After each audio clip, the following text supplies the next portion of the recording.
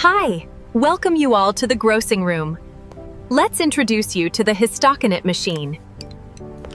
Hey team, this is the Histokinet. Think of it as a 12-step itinerary for tissue. Let's trace how we replace all that water inside with paraffin, jar by jar. First, neutral buffered formalin, then ascending and absolute ethanol, followed by xylene, and finally, molten paraffin.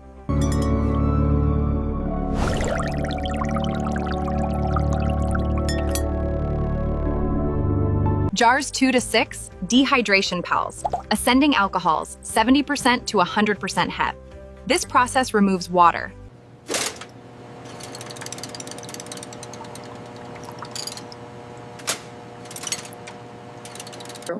Next, we move to jars 7 and 8 for clearing with xylene to remove alcohols and lipids.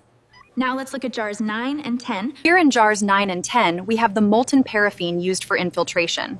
The heat allows the paraffin to fill the voids in the tissue samples. Now, let's look at the secondary maintenance protocols for jars 11 and 12. We use cleaning xylene specifically for this. This is just briefing you about Histokinet, and hope this saves you some time. What do you want me to explain next?